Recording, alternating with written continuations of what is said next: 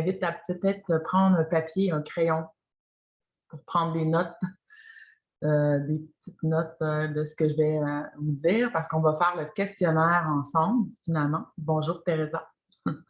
On va faire le questionnaire ensemble, puis le questionnaire en soi, avec les réponses, les questions et les réponses que vous donnez, c'est des révélations que vous avez déjà. Donc, ça vous indique un peu où est-ce que vous en êtes. Ce parcours de la flamme jumelle, c'est un parcours initiatique, c'est une révélation de soi. Donc, ça, c'est vraiment important déjà de comprendre le concept et de ne pas rester dans tout le New Age de la flamme jumelle, qui est une relation romantisée et que c'est un piège d'ailleurs de romantiser cette relation-là parce que pendant plus du 3/4 du chemin, ce n'est rien de romantique. Donc, on a une petite partie lune de miel au départ, puis ensuite, on fait ce qu'on a à faire. On est complètement transformé à travers cette relation-là. Vous êtes une personne vous êtes une personnalité au départ de la relation, puis à la fin de ce parcours initiatique-là, vous êtes complètement une autre personne. Si ça ne vous a pas transformé, euh, ben, vous n'êtes pas à la bonne place ou bien vous n'avez pas fait ce qu'il y avait à faire, mais en principe, vous-même, vous ne vous reconnaissez plus. Donc, c'est pour dire comment c'est une transformation incroyable. Donc, ce que je voulais dire également par rapport au questionnaire, donc c'est une révélation. C'est un questionnaire qui va vous révéler des choses sur vous. Donc, on va passer à travers les questions. Pour ceux qui l'ont déjà fait, bien, c'est pas grave de le refaire encore une fois. Puis, moi, je vais donner quelques pistes de réflexion ou d'observation par rapport à chacune des questions.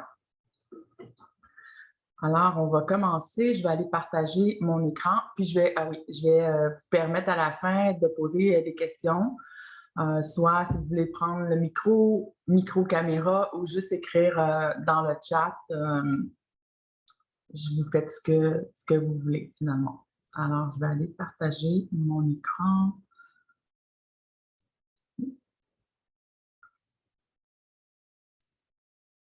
Donc, on débute le questionnaire. La première question.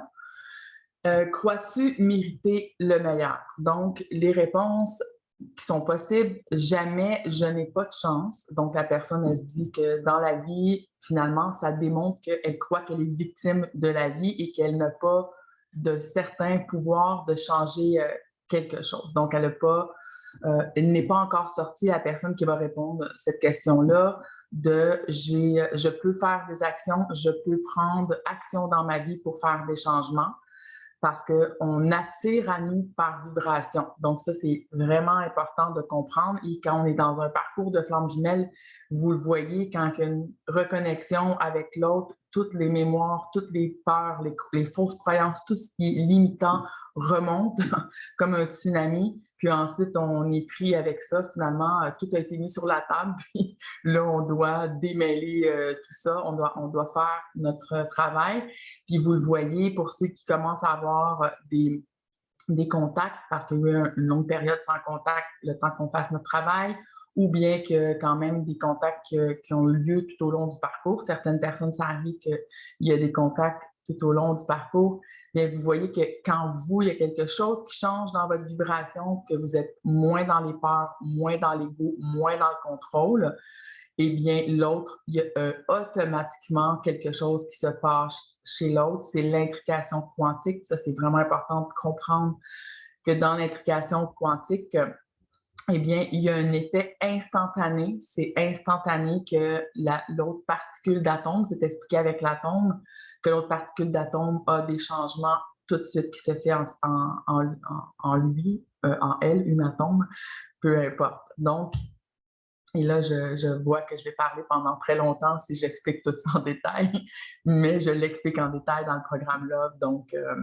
d'ailleurs, pour ceux qui sont dans Love 1, je vais vous proposer très prochainement, là, j'en ai parlé avec quelques-unes des personnes qui sont dans le programme, je vais faire l'Observatoire Love, qui va être qu'on va refaire le programme ensemble d'une certaine manière. Donc, vous allez pouvoir revisionner le programme Love. Puis aux 2 semaines, je vais faire un direct en petits groupes, puis on va parler de concepts, d'outils, des exercices qui ont été partagés dans le programme pour qu'on puisse aller plus en profondeur dans ça pour aider plus régulièrement, si on peut dire, un accompagnement plus régulier avec vous.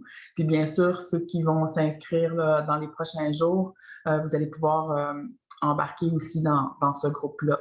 Je vais faire des petits groupes comme ça éventuellement.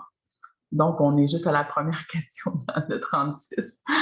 Donc, la deuxième réponse possible, puis il y a d'autres personnes qui arrivent en même temps. C'est parfait qu'on n'avance pas trop vite pour le début. Donc, la deuxième réponse possible, c'est à l'occasion quand la vie semble me l'offrir. On est encore dans la vie, la personne, si vous avez écrit ça, vous êtes encore en train de penser que c'est la vie qui décide pour vous. Et ça fait partie finalement d'un cycle évolutif. Donc, tout le temps qu'on a été dans le cycle d'incarnation qui était dans l'inconscient. On a vécu beaucoup d'expériences inconsciemment.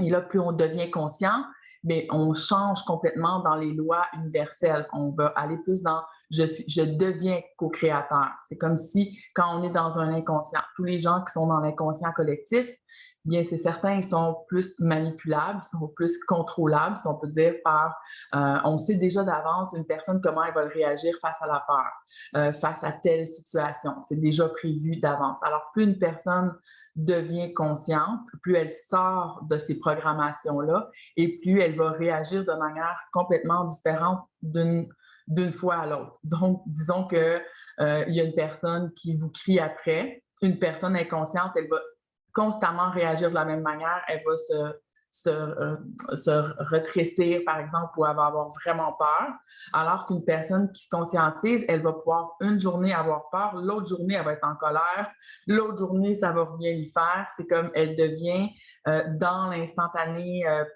plus, puis elle va savoir par vibration, par exemple, que c'est peut-être mieux qu'elle dise rien, c'est peut-être mieux qu'elle s'affirme, puis elle va toujours aller avec ce qui est le plus intelligent et ce qui est le plus juste. Donc, quelque chose qui est juste, on veut que ça soit réellement juste, bien, ça ne peut pas être pareil, ça ne peut pas être mis dans une case que ça doit toujours être comme ça qu'on réagit. On ne peut pas toujours être dans la même réaction si on veut avoir une réaction qui est juste dans l'instantané, donc qui est ajustée à la situation de l'instant. Ensuite, l'autre réponse possible, c'est la plupart du temps, mais j'ai de fausses croyances qui m'empêchent de voir le meilleur pour moi. Donc, déjà, si vous avez répondu ça, mais vous êtes déjà en train de comprendre qu'il y a quelque chose qui peut vous bloquer dans vos créations, on peut dire ça comme ça. Ensuite, presque en tout temps, je constate que le meilleur n'est pas toujours ce que mon ego croit. Donc, encore, si vous avez répondu ça, vous commencez à observer qu'il y a l'ego à l'intérieur de vous. Donc, c'est comme s'il y avait un colocataire à l'intérieur du même corps, que la conscience commence à être dans ce corps-là aussi, elle commence à s'infuser. Et puis qu'il y a l'ego aussi qui a toujours, lui, été maître. Et l'ego, c'est de la programmation de survie. Donc, ça, c'est important. Et là, on s'aperçoit que l'ego veut réagir d'une certaine manière, puis il ne va pas toujours faire des choix qui sont le mieux pour lui. Il croit que ça, c'est le meilleur, mais en réalité, ce n'était qu'une programmation, donc il agissait un peu comme un robot. Et souvent, il s'est mis les pieds dans les plats ou bien il s'empêchait d'aller vers quelque chose qui est bien pour lui. Je donne un exemple qui me vient. Il y a une personne qui est vraiment toxique. À chaque fois que je passe du temps avec cette personne-là, elle vient me prendre de l'énergie. C'est incroyable. Puis à l'intérieur de moi, ça veut crier que je suis écœurée que cette personne-là, elle vienne me prendre cette énergie-là. Mais il y a une fausse croyance qui est là, par exemple, qui est, bien, tu ne peux pas vraiment dire à cette personne-là que tu n'es plus disponible pour l'aider. C'est pas gentil une personne qui ne veut pas aider. Parce que, par exemple, cette personne, elle vient toujours te demander de l'aide. Et là, tu t'aperçois qu'il y a ton ego encore qui est en réaction de « je devrais être la bonne personne » et qui n'est pas capable de dire non pour se respecter. Et tu deviens frustré, tu es écœuré de ton ego qui est stupide. Donc, question-là, cette réponse-là, si vous avez répondu ça, vous devriez déjà ressentir en vous déjà quelque chose comme ça, que c'est plus fort que vous, votre ego est encore plus fort que la conscience. Il réagit d'une certaine manière et tu dis à l'intérieur de toi, mais t'es stupide, tu as encore dit oui, tu as encore accepté cette situation-là. Et tu commences à te poser des questions, pas te dire il y a quelque chose qui ne va pas, et ça commence à ouvrir. Ensuite, l'autre possible réponse, c'est oui, mais j'ai de la difficulté à l'assumer, à le mettre en pratique. Bien ça, la plupart des gens qui commencent à observer ce que je viens de vous dire, eh bien, la mise en pratique, bien, c'est important de le faire avec des outils, avec des exercices, et c'est ce que je vous partage finalement dans le programme Love. L'autre question qui pourrait venir par rapport à ça, c'est OK, mais même des fois, si vous savez, vous avez fait le programme Love et vous savez, et c'est la raison pour laquelle je vous ai dit qu'on va refaire des petits groupes pour le programme Love, c'est malgré l'intelligence qui est là, vous savez ce qu'on doit appliquer, vous savez que vous devez, par exemple, écouter vos propres besoins, d'être votre meilleur ami à vous, puis il y a quand même quelque chose qui vient interférer, qui vient parasiter, puis qui vient bousiller finalement ce que vous essayez de mettre en place. C'est normal parce que ça demande beaucoup de pratique, beaucoup de patience envers soi. Ça ne se déprogramme pas en 2 minutes et souvent, le mental inférieur, de la manière qu'il est fait, c'est qu'il va se mettre à oublier ce qui était bon pour soi, malheureusement. Donc, on doit constamment y revenir. C'est la raison pour laquelle je vous dis de vous mettre des post-it de ce que je vous enseigne, de ce que je vous partage pour vous en rappeler, d'avoir un livre pour prendre en note les choses parce qu'on doit se remémorer régulièrement. N'oublie pas de faire ça, rappelle-toi de ça. Puis éventuellement, quand c'est intégré, eh bien, on n'a plus à y penser, on n'a plus à se le rappeler, ça se fait naturellement parce que c'est déjà naturel à l'intérieur de vous que vous le sentez quand il y a un manque de respect, par exemple. Mais on vous a tellement inculqué, éduqué dans tu la fermes, même si tu n'es pas content, on est chez notre grand-mère ou telle tante ou on est en public et ça se fait pas.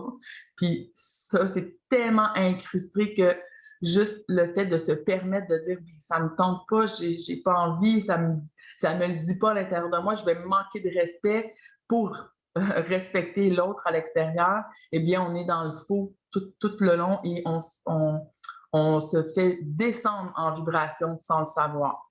Donc, toutes ces choses-là, c'est important. Donc, voilà pour la première.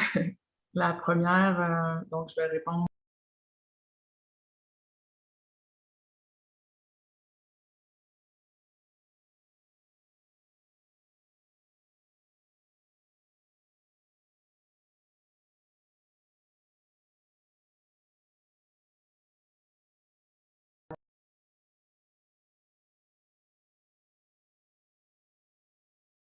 La première question. Deuxième question. Quand tu observes que ton autre ne t'offre pas le meilleur, qu'est-ce que tu fais dans ces choix-là? Je ne m'étais pas rendu que j'acceptais des miettes. Finalement, ça peut arriver. Je suis triste, je suis en colère, je me retire pour mon bien-être, je n'ai que peu ou pas de contact avec mon autre, ça peut aussi. Je n'accepte dans tous les cas pas autre chose que le meilleur pour moi. Donc, dans cette question-là, ce qu'on veut faire révéler, en fait, c'est est-ce que premièrement, tu as observé que ton autre n'est pas là pour t'offrir le meilleur? Alors que beaucoup de gens qui pensent, qui sont en colère après l'autre, pourquoi qu'il ne m'offre pas le meilleur? Pourquoi que cette personne-là ne vient pas nourrir mon ego, finalement?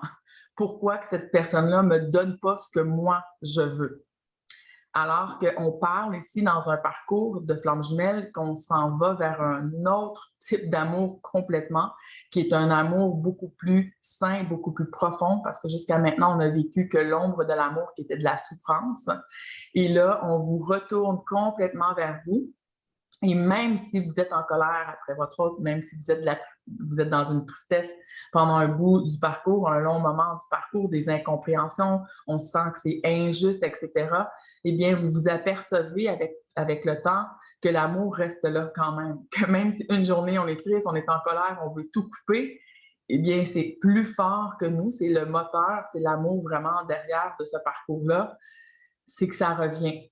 Donc, encore une fois, la question, c'est pas important qu'est-ce que l'autre personne vous offre ou pas, mais vous, qu'est-ce que vous vous offrez à vous? Donc, tout le parcours est fait pour vous retourner vers vous. Alors, si vous vous aperceviez pas que vous receviez des miettes, bien déjà, ça va vous permettre de voir que vous acceptiez des fois des situations qui étaient vraiment pas le meilleur pour vous. Et c'est pas parce que les autres sont la cause de ça, de ne pas vous offrir le meilleur. C'est dans votre vibration que vous n'êtes pas en capacité d'accepter le meilleur parce que vous avez de l'auto-sabotage qui est là, comme je viens de le dire dans la question précédente, là, à l'intérieur, ça vous dit que non, je suis fatiguée, je ne veux pas aider cette personne-là ou ça ne me tente pas parce que ça me prend trop d'énergie, puis vous le faites quand même. Donc, ensuite, vous vous demandez pourquoi que les gens abusent de vous. Bien, premièrement, parce que vous abusez de vous. Donc, ça, c'est vraiment important. Si vous êtes triste que l'autre personne ne vous offre pas le meilleur, qu'est-ce que ça l'indique sur vous, cette tristesse-là? Ça vous indique que vous voulez obtenir quelque chose d'une autre personne, obliger une personne de venir s'occuper de vous alors que vous ne le faites pas pour vous-même. De la colère, c'est aussi de ne pas comprendre ce qui se passe dans le parcours. Donc, toutes les réponses de cette question-là vous indiquent quelque chose et même ça se pourrait que ça soit toutes ces réponses aussi. Donc, c'est vraiment des questions pour venir observer, pour vous observer, vous. Et si vous vous retirez pour votre bien-être, déjà, ça l'indique que, en fait, vous vous respectez de plus en plus et vous comprenez au niveau beaucoup plus intégré. Donc, votre vibration est déjà changée quand c'est je me retire pour mon bien-être. C'est pas je me retire parce que c'est un con, c'est pas je me retire parce qu'il comprendra jamais rien.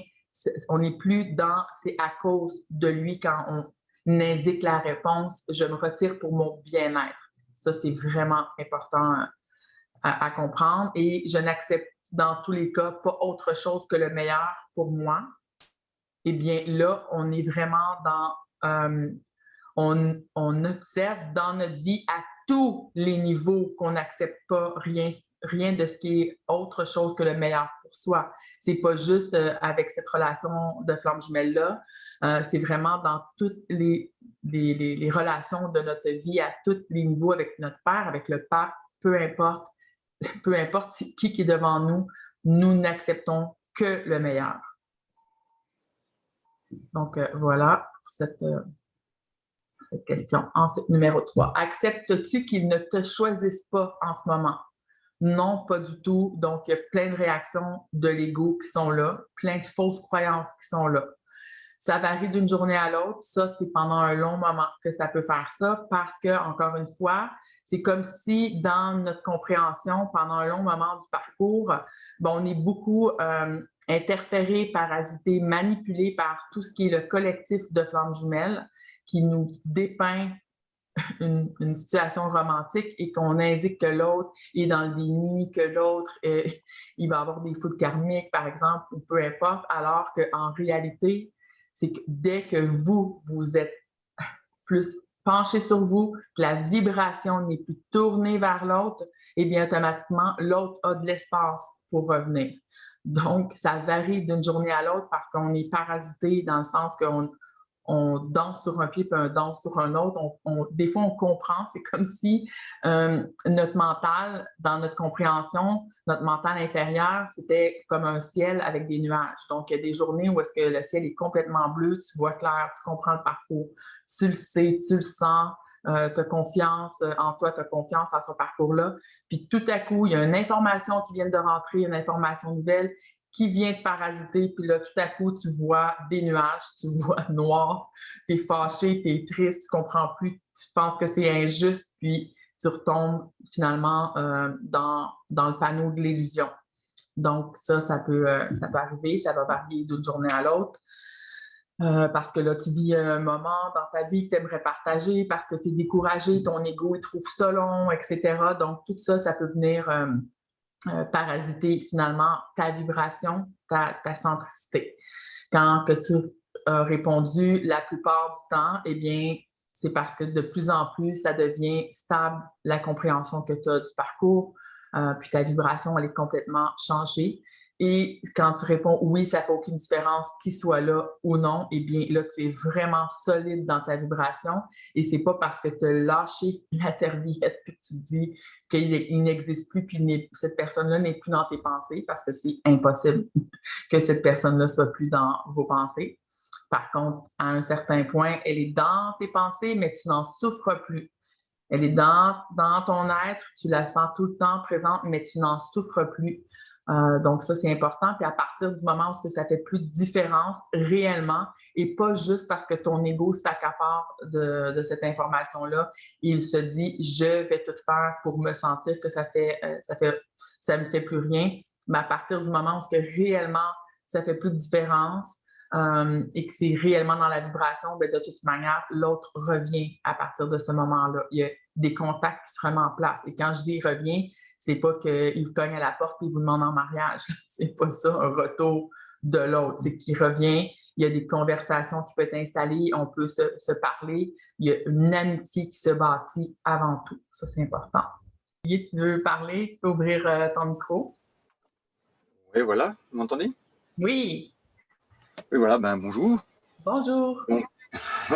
Je suis belge, vous allez entendre l'accent. J'habite dans le sud de la France. Et je suis dans le programme Love, donc depuis maintenant, enfin, voilà, j'arrive à la fin du programme Love, là. Et j'ai trouvé très intéressant de faire ce questionnaire une seconde fois, parce que ça m'a permis de voir en fait l'évolution. Je n'y croyais pas du tout, parce que je suis dans une espèce d'ascenseur émotionnel. Des jours où tout va bien et on a l'impression que ça y est, on a compris tout, on se sent vraiment bien, qu'on attire les bonnes personnes vers soi, que voilà, qu'on a les bonnes vibrations, ça y est, que le processus est enclenché. Et on comprend aussi de plus en plus les vidéos, parce que certaines vidéos, il a fallu que je les regarde 4 ou même 5 fois pour essayer de vraiment intégrer ce qu'il était dit. Et par moments, on a cet ascenseur émotionnel qui fait qu'on a des jours où ça ne va pas du tout et on remet tout en question. Et ça, c'est vraiment extrêmement souffrant, en fait. Parce que ce n'est plus vraiment le problème d'avoir perdu son hôte ou de savoir qu'il n'est pas là. C'est vraiment cette espèce de polarité, mais qui n'est plus comme ça, mais qui est comme ça. On passe de l'un à l'autre, c'est un bond énorme en fait entre l'un et l'autre, et on perd vraiment pied à ce moment-là, quoi. Et puis après ça, on se réaligne et ça repart. Voilà, ça c'est vraiment très très intéressant d'avoir refait ce questionnaire. Donc je pense qu'il faut le faire plusieurs fois, ce questionnaire. Oui, en fait, le programme, c'est bien de le faire plusieurs fois, justement, comme tu dis, parce qu'il y a beaucoup de choses. Puis même, il y a des gens qui font le programme, là, ça fait 3 ans, non, pas, oui, je pense que ça fait 3 ans, je ne sais plus, je perds la notion du temps que le programme est fait, mais il y a des gens qui l'ont fait au départ. Puis là, il se passe 6 mois, 1 an, ils le refont et ils me disent, tu as changé le programme. Hein? Là, je suis comme, non, j'ai rien changé du programme, mais vous n'avez pas la même capacité tout au long de du parcours d'intégrer l'information. Il y a beaucoup d'informations dans le programme. Et j'aime beaucoup ce que tu exprimes du fait que cette période-là, moi, je l'appelle la période que tu viens de me nommer, la période de transition. Tu as un pied dans l'ego, donc dans l'ancienne structure, dans les anciennes manières de fonctionner, puis tu as un autre pied dans le nouveau monde. Quand on parle du nouveau monde, là, ce n'est pas un monde juste extérieur. Le nouveau monde, le premier endroit qui va se mettre en place, c'est à l'intérieur de soi. Tu ne vois plus les situations de la même manière, tu ne réagis plus aux situations de la même manière, tu n'es plus un robot programmé. Chaque instant, tu perçois la situation, il se passe quelque chose il y a comme une partie de toi encore, tu es déchiré en deux. Et c'est comme si tu fais une split intérieure, tu te fais diviser intérieurement, alors qu'avant, tu étais dans l'ego, c'est super. Et là, tu voudrais peut-être revenir, des fois, je ne veux plus avoir de la conscience, je ne veux plus voir clair, je veux juste retourner dans le monde normal, il n'y a plus personne qui me comprend. Puis une bonne manière de l'expliquer, c'est comme si tu passes d'une personne qui était pauvre, très, très pauvre, et que là, tu commences à avoir une bonne richesse qui se met en place, tu veux aller voir tes anciens amis très, très pauvres, aller manger au restaurant avec eux, tu n'es plus accueilli, c'est comme toi avec tes nouveaux vêtements, ta nouvelle voiture, tu n'es plus dans cette gang-là, puis tu n'es pas non plus dans la gang des multimillionnaires parce que tu ne peux pas t'acheter les mêmes vêtements qu'eux portent, les mêmes marques, donc ils savent que tu es un parvenu. Donc, tu n'es plus ni accepté dans une place, ni dans l'autre. C'est ça qu'on sent à l'intérieur. Tu n'es plus bien dans l'ego, puis tu n'es pas encore assez bien dans ta nouvelle identité de je me supporte, je me soutiens, je suis fort pour moi, je suis forte pour moi. Donc, tu es comme écarté à l'intérieur de toi, tu as un déchirement. C'est ça qui fait mal, c'est ce déchirement-là. Puis ça, c'est une période de transition. Et ça fait encore plus souffrance. Il y a encore plus de souffrance parce que tu es conscient de tes souffrances. C'est fou, là. C'est comme, mais non, mais je peux pas encore descendre en vibration comme ça. Puis c'est à ce moment-là que c'est la beauté de la chose. Et là, tu trouves stupide ton ego. Là, tu n'es plus capable de vivre avec lui, là. Le tabarnouche, là, tu as le goût de l'étrangler, là. Tu es colocataire avec cet ego-là à l'intérieur de toi. Puis tu te dis, mon espèce de connard, là, tu n'as pas encore pris cette décision-là. Tu n'as pas encore dit oui. Tu n'as pas encore réagi comme ça. On a pleuré pendant 3 heures. Ça fait mal en tabarnouche de pleurer comme ça. Pourquoi tu vois encore ça comme ça? Mais ça prend beaucoup de temps. Puis c'est frustrant. C'est souffrant. Puis tu penses que... Le pire, c'est quand tu penses que OK, là, tout va bien, c'est bon, je souffre plus de cette manière-là, puis que là, tu te prends une débarque vibratoire, que tu déboules 20 étages, là tu es découragé parce que tu y as goûté à ce que tu peux être, puis que tu es bien dans cet espace-là. Puis là, tu te dis, mais non, c'est pas vrai, je retourne pas dans l'enfer, tu veux plus retourner là. Mais il y a quelque chose qui te tire. On a une énergie à l'intérieur de nous, c'est anti-vivant. Ça veut tirer par en bas. Quand ça commence à te parler dans ta tête que t'es nul, tu n'y arriveras pas, t'es pas assez belle, t'es pas assez ci, ça, tu dois donner un coup de pied dans le cul tout de suite à cette affaire-là, là. Ça se peut pas, tu peux pas accepter ça. Tu ne peux plus accepter ça. Tu deviens allergique à cette stupidité qui faisait partie de nous. En plus, c'est ça qui est le plus dégueulasse, là, c'est que ça fait partie de nous, cette énergie-là. Quand on dit qu'on est le bien et le mal, on est tout ça. Parce qu'on a fait plein d'expériences. On a été des salopards, on a été des pas gentils là, dans d'autres expériences. On porte ça en soi. C'est normal, ça fait partie. En réalité, il n'y a pas de bien et de mal. Sur une batterie, là, est-ce que le positif est mieux que le négatif? Ben non, on a besoin des deux. C'est ça de l'énergie. On est de l'énergie. Alors, on a juste besoin de tout marier ça, mais tout est fait pour qu'on dise bien, mal. Je suis bonne, je suis pas bonne. C'est bon, c'est pas bon. Alors que là, on nous apprend, ben c'est ça que vous apprenez aussi dans le programme, c'est les mariages intérieurs. Comment on fait pour plus être séparés. Donc, je te dirais, Olivier, d'aller réécouter la vidéo sur les mariages intérieurs, vraiment, puis de faire des exercices par rapport à ça, beaucoup. D'en faire le plus souvent possible, surtout quand tu te sens complètement divisé à l'intérieur de toi. Là, tu sens là, ça sépare, que l'ego veut prendre la place, que tu essaies de tirer, ça te demande énormément d'énergie de le ramener. Là. Puis tu ne veux surtout pas y laisser conduire ton véhicule. Là. C'est plus lui qui prend le volant. Là. Tu ne veux plus que lui soit à la maîtrise de ça. C'est comme non.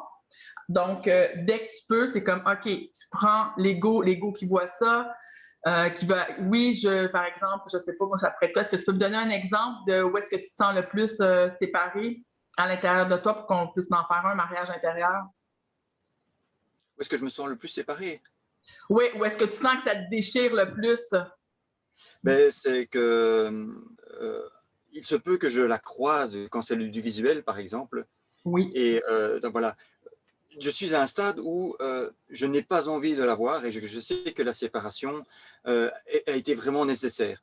Là, je le ressens plus profond de moi et je le conçois bien comme ça, c'est très bien.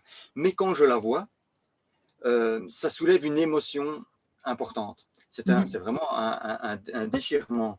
Et c'est ça le souci, parce qu'en fait, c'est l'émotion qui prend le dessus, alors que je suis conscient, je suis placé en observateur, je suis là en train de me dire « Oh là, Olivier, tu as l'émotion qui remonte, etc. » Pourquoi? Et c'est là que ça devient compliqué. On se laisse submerger par une émotion tout en étant conscient que c'est important ce qui est en train de se passer. Oui, mais au lieu de te demander pourquoi, parce que là, on rentre dans l'analyse. C'est l'ego qui aime analyser pour savoir pourquoi. À la place de dire pourquoi, tu observes, c'est comme, ouh, OK, il y a une grande émotion qui vient de monter.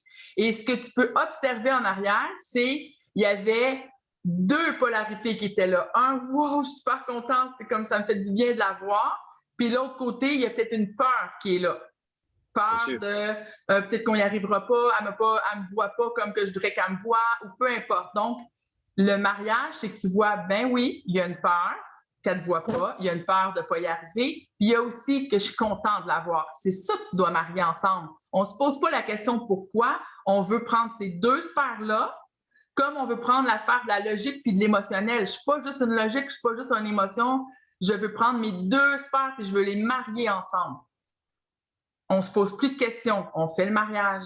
Il y a tout ça qui existe en même temps. J'ai peur et je suis excitée. Je suis content, puis en même temps, je suis déçue. Tout est là, là. Mais il y a encore l'ego qui se dit non, non, moi, je choisis la peur, ou non, non, moi, décide-toi, là, si je suis content, puis tu vas t'en venir en courant dans mes bras, ou j'ai peur, puis tu t'en vas, puis j'avais raison d'avoir peur. Il y a la séparation qui est là juste par le fait d'observer de cette manière-là, alors que si toi, avec ta conscience, tu dis bien, il y a les deux, on a peur, puis en même temps, on est content. Ah, ben ouais, c'est vrai, ça s'éteint, c'est fini. Une question à poser en tant que masculin. Est-ce qu'il est possible que les rôles donc s'inversent? J'avais déjà posé la question, tu m'avais déjà répondu, mais je suis resté sur la fin. Est-ce que c'est possible qu'on ait l'impression que les rôles s'inversent? C'est-à-dire que souvent, dans les explications Globe, il est indiqué comment circulent les informations. Et par moments, j'ai l'impression que c'est le contraire qui se passe.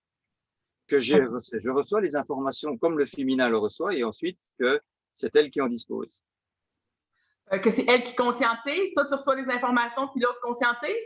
Oui, c'est souvent l'impression que ça donne. Oui, c'est pas que le rôle est inversé, c'est que toi, la conscientisation, elle est vraiment intégrée. C'est quand toi, ça s'intègre chez l'autre personne en vase communicant, chez ton autre, en fait, c'est elle qui là va commencer à conscientiser. Parce qu'elle ne peut pas conscientiser tant que toi, ça n'est pas intégré. Et vice-versa, si j'ai bien compris. Oui, exact. Mais de toute manière, toutes les failles qu'on a, les failles dans la programmation de l'âme, c'est les mêmes. On porte les mêmes failles. Donc, si ton autre, par exemple, a besoin de reconnaissance, a besoin d'être aimé, a besoin d'être reconnu de l'extérieur, bien, toi aussi, tu as cette faille-là, mais envers ton autre la plupart du temps. Tu veux qu'il te voit, tu veux être reconnu, tu veux... drôle. Puis, donc, tout ce que tu juges chez ton autre, en principe, c'est impossible que tu ne l'aies pas chez toi. Mais tu peux être dans le déni de ça, mais c'est impossible que tu ne l'aies pas. C'est juste que dans nos manières d'être en réaction ou en protection, on va avoir des mécanismes différents dans notre protection de ça. C'est ça qui est important de comprendre. Donc, ce que tu conscientises, éventuellement, l'autre va le conscientiser, puis vice-versa. Ce que lui ou elle va conscientiser, éventuellement, ça va venir à toi. OK. Très bien. Merci beaucoup. Merci pour ta question, puis ton partage et tout ça. Il y a Géraldine qui veut intervenir.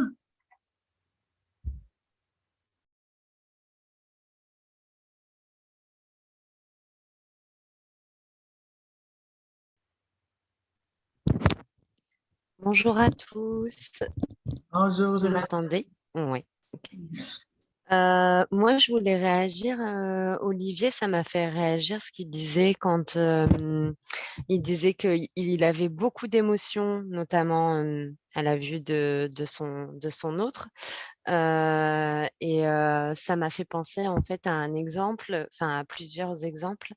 Pendant très, très, très, très longtemps sur le parcours, je réagissais exactement de la même façon. J'avais beau le savoir, ça générait en fait énormément d'émotions et même en m'observant, en fait, j'avais des réactions où je me disais, mais avec le recul, mais mon Dieu, mais c'est pas possible en fait. J'étais consciente de mes programmations, mais c'était plus fort que moi. Encore des fois aujourd'hui, hein, je m'en rends compte avec le recul.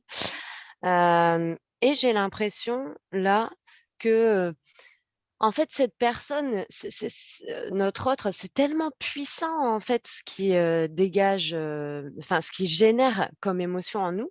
Moi, j'ai l'impression, en fait, qu'on a peur de ça, en fait. C'est une peur à l'intérieur de nous. C'est-à-dire que quand on ressent, une émotion soit, d'amour ou de colère aussi puissante, c'est hyper flippant parce que l'ego, il aime bien contrôler. En plus, on est sur un parcours où, au départ, on mentalise vachement qu'on doit se détacher des émotions et quelque part, on est un peu en colère après nous parce qu'on se dit: «Bah, je l'ai intégré, en fait, que je devais pas mettre autant d'émotions dans le mental» et quand on se retrouve face aux jumeaux, on se rend compte que c'est pas du tout intégré, que c'est juste mentalisé et quand il y a encore ces émotions hyper vives, je pense qu'il y a une partie de nous qui est super en colère, en fait, après nous, de pas encore réussir à maîtriser ça. C'est encore une histoire, je sais pas, de contrôle, de maîtrise et il y a un moment donné, je me suis dit: «Bah, ça viendra quand ça viendra, lâche, lâche», parce que j'aurais voulu avoir accès tout de suite à ça, mais sauf que c'était pas intégré, j'ai l'impression que plus je me détache et que plus, ouais, effectivement, j'arrive en fait à avoir des émotions un peu moins waouh, en montagne, russe, émotionnelle. Donc ce lâcher prise qui m'horripilait, ce terme m'horripilait de me dire: «Il faut atteindre un espèce de lâcher prise». Mais comment on fait pour atteindre le lâcher prise, en fait? Bah, j'ai l'impression qu'on peut pas le contrôler, il vient quand c'est le moment, en fait. On se on se détache, en fait, quand là-haut, ils ont décidé que c'était le moment ou quand on a réussi plusieurs tests, je sais pas, mais je pense que ça, ce lâcher prise, j'ai l'impression que c'est pas nous qui le choisissons. Mmh. Je En sais fait, pas le si tu vois ce lâcher que je prise, oui, je vois très bien ce que tu veux dire. Le lâcher prise, c'est un mécanisme, c'est le résultat de quelque chose. Donc, plus tu es centré sur toi, plus tu fais ta vie, moins que tu es centré sur l'autre. Ça se fait que c'est là, tu t'aperçois, ah ouais, ça fait, j'ai fait une activité, j'ai pas pensé à mon autre, par exemple. ouais, ouais, Donc, ouais, ouais, c'est pour ça ouais, qu'on ne peut pas forcer un réel lâcher prise, c'est pas mentalisé, c'est comme OK, ouais. là, je lâche prise. Plus que je me dis là, je lâche prise, ben moi, je lâche prise finalement. Alors que Exact, quand je me ouais. dis rien, ça va se faire. Au niveau de l'intensité des émotions avec le contact de l'autre, effectivement, quand je dis que ton autre, c'est une unité de mesure, Mmh. toi, tu peux te dire, ouais, moi, ça va, je maîtrise les émotions, puis contact avec l'autre, oh boy, c'est fini, là, tu n'as plus le contrôle de rien. Puis c'est là que tu es fâché après toi parce que quoi, tu t'étais fait à croire que oui, moi, ça va. C'est C'est là ça. qu'elle vient la frustration. Il y a comme une forme de frustration que tu dis, oh merde, je me suis encore dit que je l'avais. Mais c'est ça le danger. Il ne faut pas se dire, oui, je l'ai. C'est pour ça que je dis toujours, soyez toujours vigilante.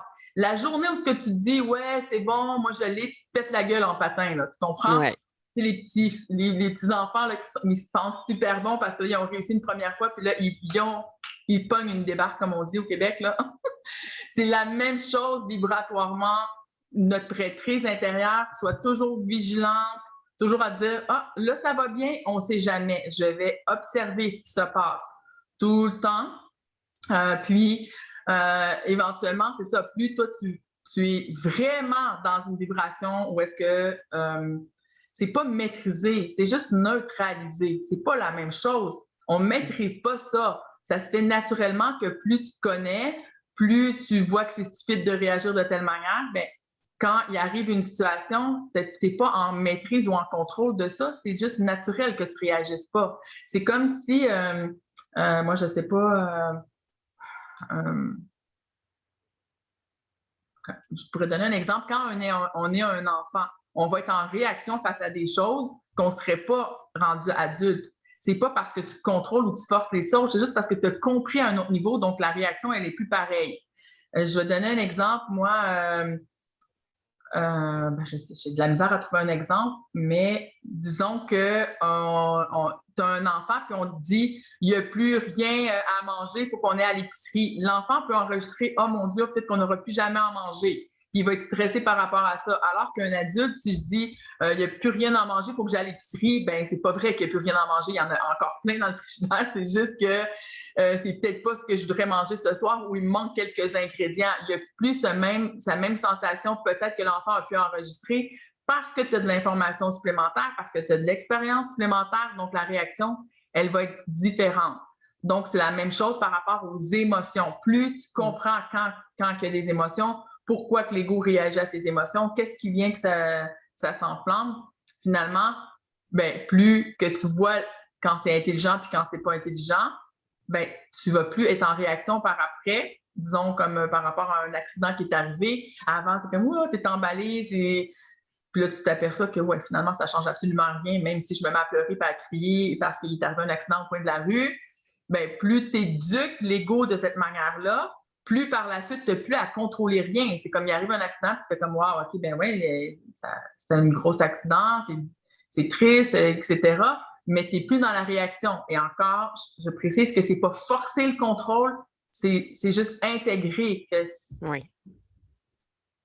Et l'intégration, elle est, enfin, en tout cas chez moi, elle est super longue parce que, tu vois, par exemple, les programmes Love, il y a eu des fois, en fait, j'ai repris quelques semaines ou mois plus tard certaines vidéos.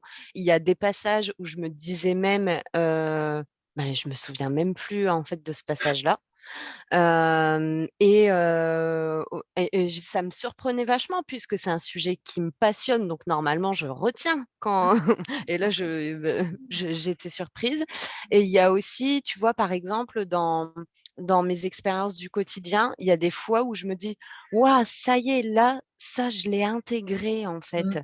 Avant c'était vraiment quelque chose de mentalisé, mais là je le sens au fond de moi en fait que ça y est, c'est intégré. Oui, Mais bon, faut quand même toujours se méfier, oui. Mais ouais, non, mais ouais, je le ressens comme ça. Mais chez moi, j'ai l'impression que c'est très long.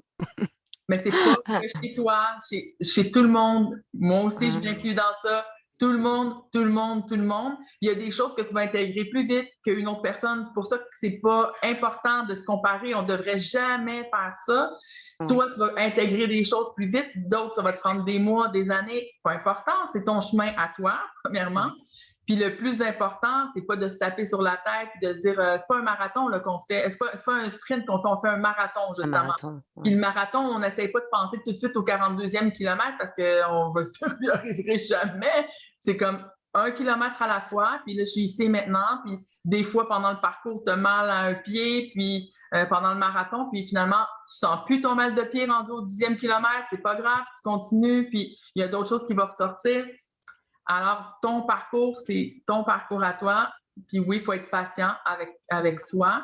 Puis l'intégration, on intègre par couche. Vraiment. Ouais. On intègre par couche. Tu prends une petite information, ouh, tu l'avais jamais vu de cette manière-là, tu l'intègres. On repasse la même information, puis waouh, tu as compris quelque chose de différent. Puis quand je dis le programme, là, de la façon qui a été bâti, c'est même pas moi qui ai voulu le bâtir comme ça s'est bâti de cette manière-là. Puis les choses, comment elles s'intègrent, c'est parfaitement intégré, puis c'est fait pour qu'on revienne parce que dans la structure des phrases, dans la structure des explications de certains concepts, de manière de voir les choses, tu vas intégrer une partie, le reste, tu penses que tu as compris ou que tu as tout compris, puis quand tu reviens, tu dis OK, ça, je l'avais jamais vu de cette manière-là. Et c'est pour ça que je dis qu'il y a des gens qui me disent mais tu as changé. Non, j'ai rien changé. Parce que toi, où est-ce que tu en es, tu as capté une information, puis tu n'as pas capté le reste parce que il y a l'information, en plus, quand on la capte, elle passe à travers tes Ouais, filtres de l'ego. ouais, L'ego, c'est une lentille qui a plein de couches de filtres par-dessus. Donc là, tu vas, jour 1, tu prends l'information, elle passe à travers, mettons, 18 filtres. Et là, tu as enlevé des filtres à travers ton parcours. Tu le réécoutes, là, ça passe juste à travers 4 filtres. Wow, attends, là, je ne le vois plus du tout de la même couleur, c'est pas du tout la même chose. C'est pour ça que tu penses que c'est nouveau, parce que là, tu le vois complètement différemment. Puis, on ne dira jamais assez aussi comment appliquer l'information te permet d'intégrer beaucoup mieux aussi ouais, dans ouais, ton ouais, expérience. carrément. Mm. Ouais. C'est pour ça que l'Observatoire sonne. Tu l'as fait, toi, tu as fait 2 cohortes, là. Ouais. Comment que Mm. ça change beaucoup de choses. Ah ouais, j'ai beaucoup évolué avec Sun et les exercices, m'entraîner dans la réalité, en fait. C'est ce qui m'a vraiment fait évoluer, expérimenter en fait ce que j'apprenais en fait. Mhm. Exact, oui. Merci. T'avais-tu une autre question? Non, c'est bon. Merci à toi, Mélanie. Donc, voilà pour le questionnaire de 2 heures et demie qu'on en a parlé. Donc, j'espère que c'est plus clair pour vous. Merci à tout le monde. Je vous embrasse. Prenez soin de vous.